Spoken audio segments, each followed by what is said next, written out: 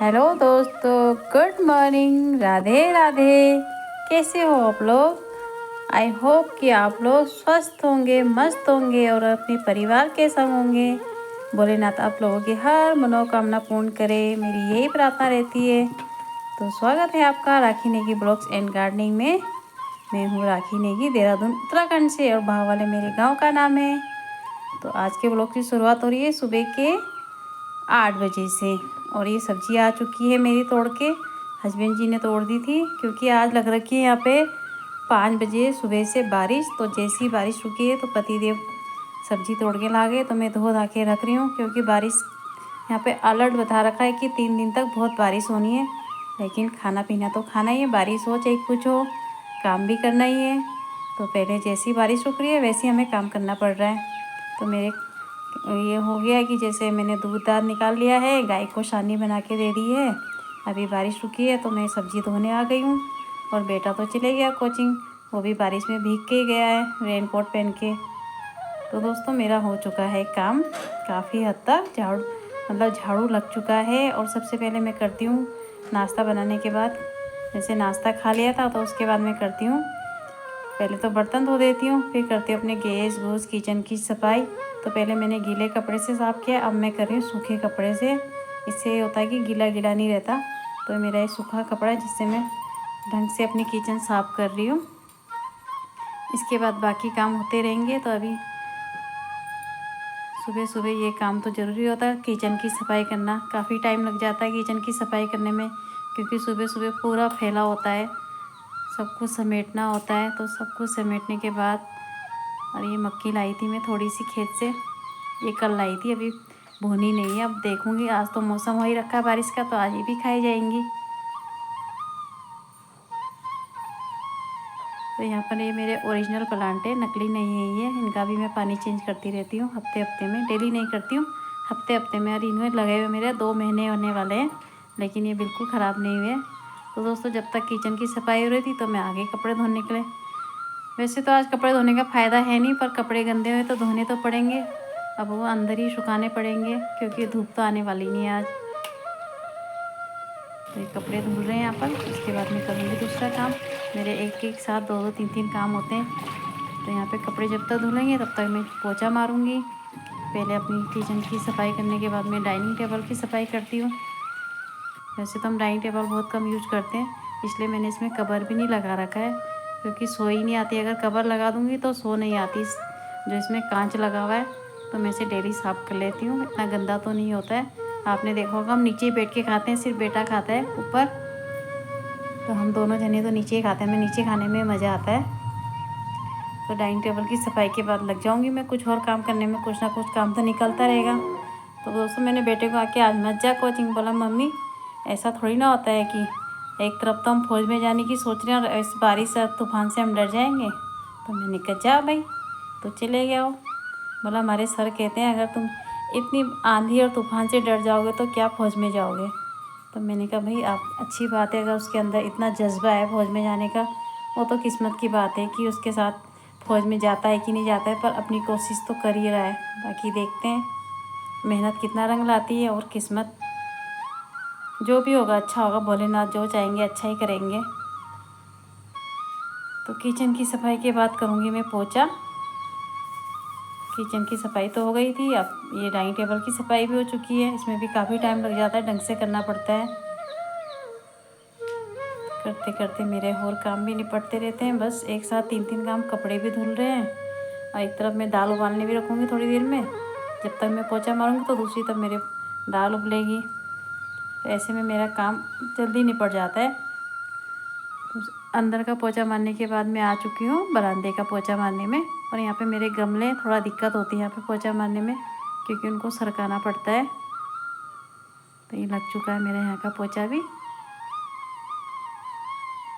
तो दोस्तों मेरे तो 2 2 आंगन रहते हैं, एक अपनी तरफ का और एक गाय की तरफ का। वहाँ पर हो रही है बहुत ज़्यादा काई, ये देखिए आप कितनी काई हो गई इधर। तो रोज़ ही यहाँ पे सीख वाले झाड़ू से धोना पड़ता है, क्योंकि स्लिप होने का भी बहुत डर लगता है। कितना भी धो लो फिर भी स्लिप तो होने का मतलब ये है कि काई तो जमी रहेगी। ये तो तभी हटेगी जब बारिश बिल्कुल बंद हो जाएगी, धूप आ जाएगी। पर धोना तो है ही। तो मैं यहाँ पे की सफाई कर रही हूँ सबसे दिन के 11 बजे करीब। अब मैं आ चुकी हूँ यहाँ पे, 11 बज चुका होगा शायद, जहाँ तक मुझे लग रहा है। अब बारिश अभी भी लगी हुई है, तो आज तो बारिश रुकने वाली नहीं। अगर रुकेगी भी तो थोड़ी थोड़ी देर के लिए रुक रही है। पति देव भी बारिश में गए, बेटा भी बारिश में गया, तो क्या करें, दोनों को जाना जरूरी था अपना। तो मैं भी लगी हूँ बारिश में काम करने पे।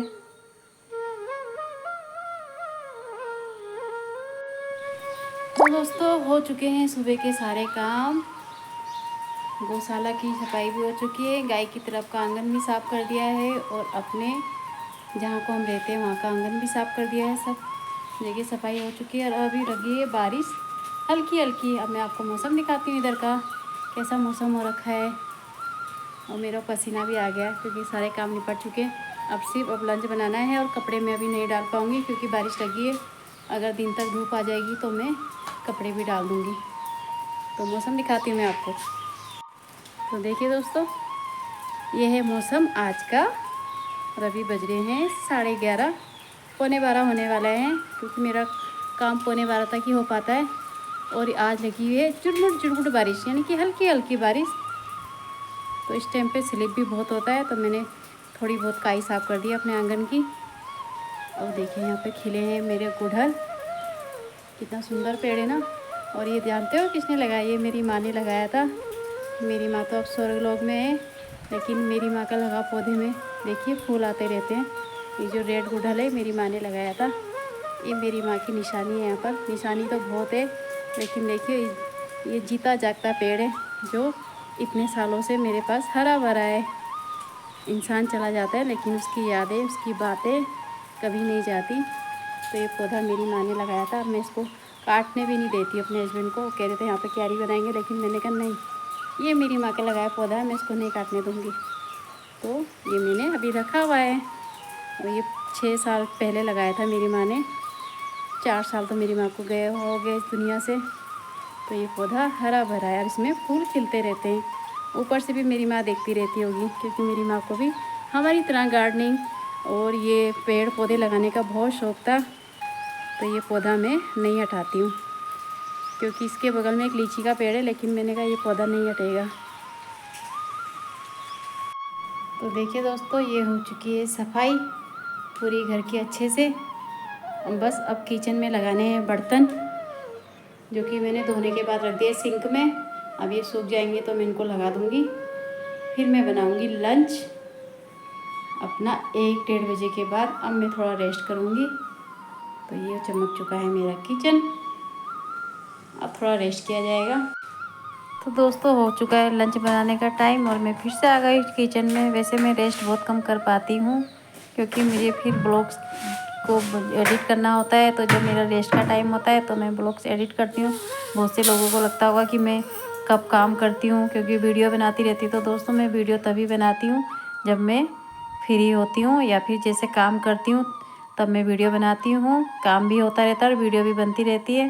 तो एडिट करने के लिए मुझे टाइम चाहिए होता है, तो एडिट मैं तब करती हूँ जब मैं फ्री होती हूँ। जो मेरा फ्री टाइम होता है, जो मुझे रेस्ट का टाइम मिलता है, उस टाइम मैं वीडियो एडिट करती हूँ और तब बनाती हूँ। तो देखिए दोस्तों, मक्की भी भून चुकी है, और बारिश का मौसम है तो मक्की खाने का तो अलग ही मज़ा है। देखिए यहाँ पे पंछी कैसे बैठा है। मेरा बच्चा पूरा भीग के आ गया।